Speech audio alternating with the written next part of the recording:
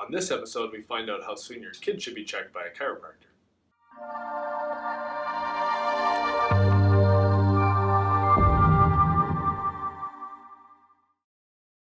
Hey guys, Dr. Jeff here again. Without a doubt, two of the most common questions that I get when it comes to chiropractic care, and especially chiropractic care with kids, is how soon do kids need to be checked by a chiropractor, and why do kids need to be checked by a chiropractor? Okay, so we're going to try and tackle some of that today. I think I had a patient in a couple years ago who was an older gal, and she just could not get over. She'd been here for like maybe 2 or 3 months and just couldn't get over all the kids that were adjusted. And she's like, I just don't understand why you adjust all these kids. And, they don't have neck pain and they don't have back pain, and I can't understand why you're adjusting them. And I think as long as we live in that paradigm, it probably seems like it's not all that necessary to have your kids checked by a chiropractor, right? I don't know too many 2-year-olds that are running around complaining of a crick neck or a headache. But the reality is, again, as we've covered in some of these other videos, that chiropractic has very little to do with back pain in all reality. The whole reason people need to be having their spine adjusted and have normal alignment of their spine is to protect the communication between the brain and their body through the autonomic nerve system. And so, we see kids in our office for things like ear infections and ADHD and asthma, allergies, incontinence or bedwetting. All sorts of issues, and it's certainly important to understand that we don't treat those conditions. Like, Dr. Jeff doesn't treat ear infections. The thing to remember again about disease is that all health problems boil down to some parts of the body not doing what they're supposed to be doing, and so health is all about function. And I think the big question, even when we talk about kids with ear infections, is why the ear infections are happening in the first place. Okay, so there's really two camps. So the reason we check kids, number one, is to help their bodies heal from something. Okay, even kids can have misalignments in the spine.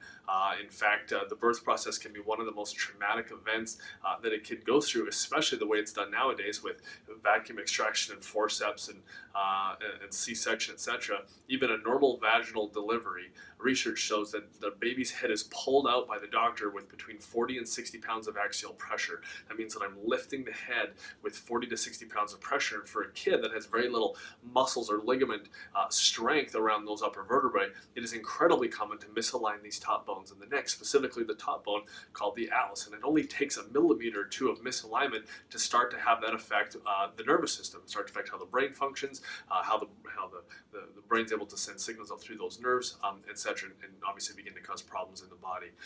And so kids should be checked just because they go through something right away, let alone learning to walk and all the falls that they take and running into walls and then living with older brothers and sisters. And sometimes you have rough dads like me and tend to be a little bit maybe more rough with my kids than I should be, right?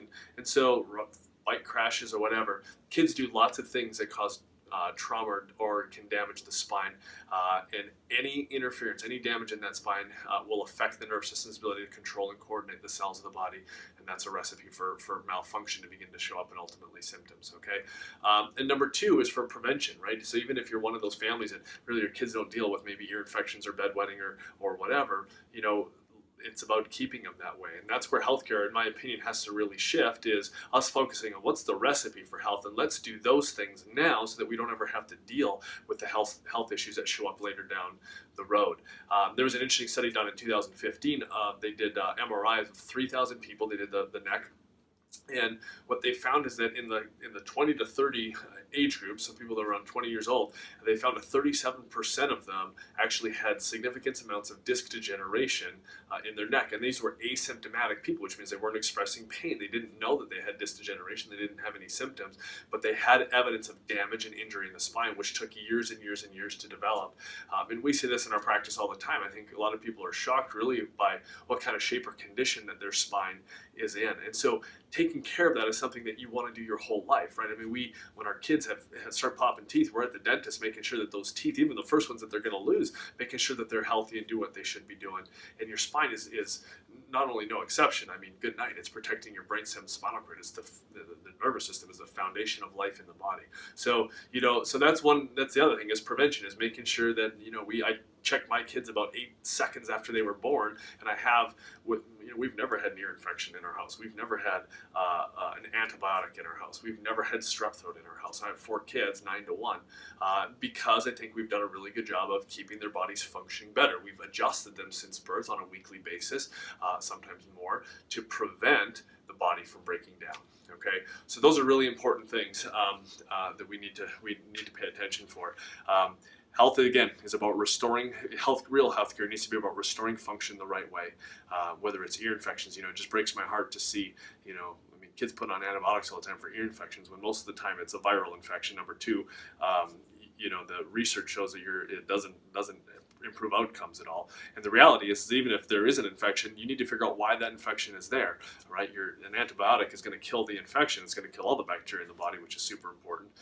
But you're not figuring out the root cause of the problem. So there's no question that health is our greatest asset. It's one of the things we preach around here all the time.